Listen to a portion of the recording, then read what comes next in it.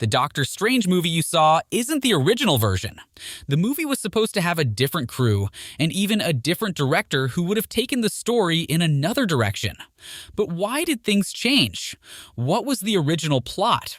David Goyer was initially set to direct the Doctor Strange movie, and his vision for the movie was to stay true to the comic book, featuring characters like the original Baron Mordo and Morgana Blessing. Goyer was known for his dedication to keeping things close to the original stories. David Goyer held this project close to his heart, but was disappointed when his ideas for the movie were rejected because the plot contained too much magic. This rejection was based on the fact that the Marvel Cinematic Universe was initially science-oriented and highly focused on realism. The central theme of the MCU's first phase based almost every superpower on technology rather than magic. So when David S. Goyer resisted making changes to the original magical plot of Doctor Strange, the studio decided to let him go. This decision left many fans wondering what Doctor Strange could have been if it had been directed by David Goyer.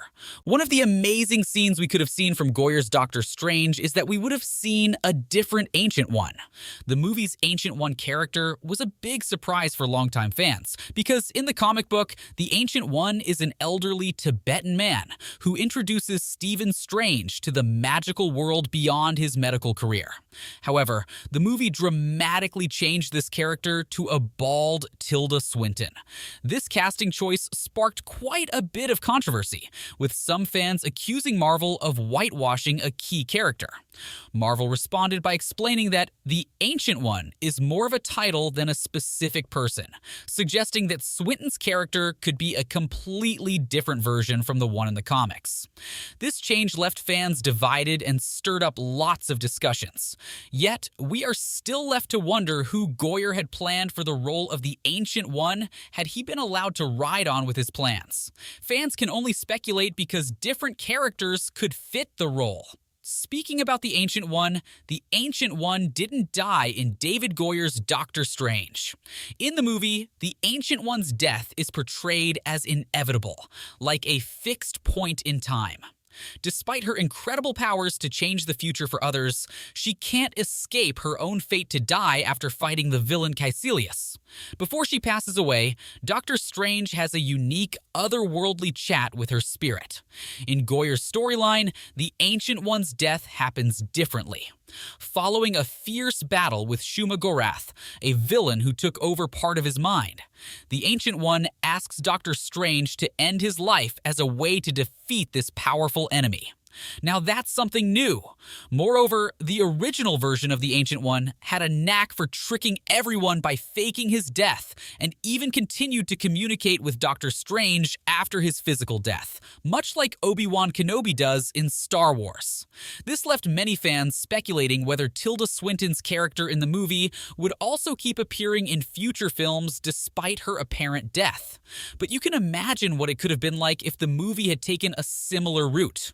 This change could have introduced a mysterious, ongoing mentorship, keeping viewers guessing and deeply engaged with the mystical aspects of the Doctor Strange universe. Another insane twist we could have seen in the original draft is Mordo's true origin. Just as fans were quite surprised when the movie Doctor Strange featured the Ancient One as a white woman, they were also shocked to see the character Mordo by her side throughout the film. In the original storyline, Mordo is usually seen as one of Doctor Strange's main enemies. Although the movie does show him as a follower of the Ancient One, there's a twist in the original stories. In the actual storyline, Mordo learns magic only to pass it on to a German mystic named Crowler, who is deeply involved in some serious historical events. This weird trivia shows how different the original Mordo is from his movie counterpart. Mordo is also much older than the younger version we saw in the film. Even though age might not seem like a big deal when magic is in play, the movie's Mordo becomes quite upset when he discovers that the Ancient One might be using magical energy to stay young. This adds a whole new layer to his character that we don't see in the comics. But was it one that was needed? Many have argued otherwise. In the original storyline books, Mordo was already the Ancient One's enemy when Doctor Strange first encounters him. This sets up a big twist in the movie, where Mordo's storyline turns into an alternative origin tale, setting the stage for his future roles as a movie supervillain. Here's a quirky tidbit. The movie's Mordo is pretty secretive about his past, but in the comics, he hails from Transylvania. While he's definitely not a vampire, it's amusing to think about how a classic Count Dracula accent might spice up his character in the movies. Speaking about Dracula and Jillian, the original movie planned to solve Marvel's greatest problem: the villain dilemma. The Marvel Cinematic Universe has often struggled with portraying villains, except for Loki, a fan favorite. Generally, the other bad guys don't get much development. They tend to be either flashy but shallow, or simply just without much personality of their own. In the Doctor Strange movie we saw, the choice of the villain Kaecilius is particularly interesting because he was just a minor figure in the original plan.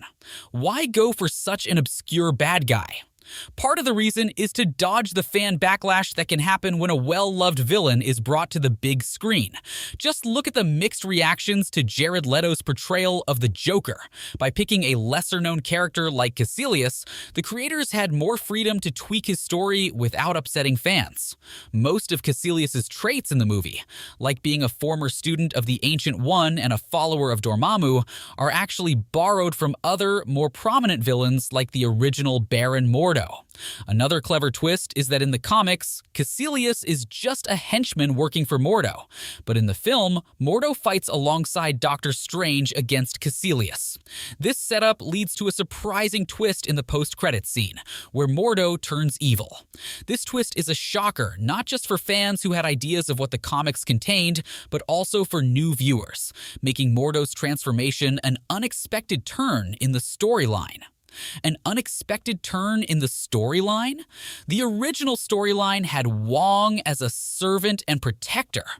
In the movie, Wong isn't just any librarian.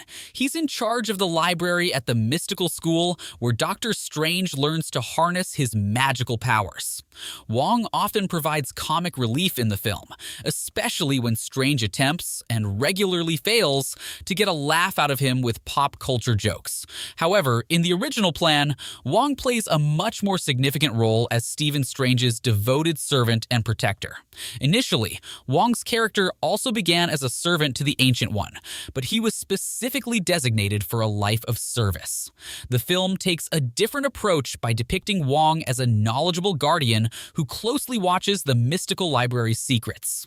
Of course, the change had its advantage by transforming Wong from a mere assistant into a key figure with deep wisdom and authority. But you could still wonder why this is so. It's interesting to note that the change in Wong's role in the Doctor Strange movie might have been influenced by a desire to update some outdated stereotypes. Historically, many films have portrayed Asian characters primarily as sidekicks or servants to white protagonists, similar to what we see with characters in the Green Hornet or Indiana Jones series. By giving Wong more authority and a stronger voice in the movie, the creators made him more of an equal to Doctor Strange. We could also have seen no time stone. In the movie, the Eye of Agamotto is a super cool magical object that shows how much Doctor Strange has learned. Unlike regular relics, this one picks its user, only choosing those who are ready for its power. This eye is crucial because it helps Doctor Strange defeat Dormammu by bending time and space, but that's a big twist from the original plan. The eye was meant to have other powers like making you smarter, reading minds, and peeking into the past. So, why does the movie's eye have these incredible time powers? Well, it's because they turned it into an infinity stone, specifically the time gem, to spice up the story. Marvel has many of these stones in their stories, and many were already part of other tales, so they made the Eye of Agamotto into the time gem. This tweak gives Doctor Strange some unique abilities that he doesn't have in the original draft and sets up a future showdown with Thanos. Finally, in the Marvel Cinematic Universe, MCU, Doctor Strange's story differs slightly from the original plans, even in the big ideas and messages. In the original draft, Doctor Strange has a pretty serious job. He has to protect his dimension from magical and alien dangers. To do this, he must stick to strict rules set by powerful beings known as the Vishanti, a stance pretty strange for Doctor Strange. And in the movie, we see that Doctor Strange hasn't changed much from his arrogant and self-centered ways. The movie portrays him as someone who often breaks the rules to get what he wants. Even more, the Ancient One, his mentor, also bends the rules. She has been secretly breaking them for years to keep herself young and avoid death. So, what do you think about these different storylines? Would they have made the movie even better? Let us know your thoughts in the comments section below.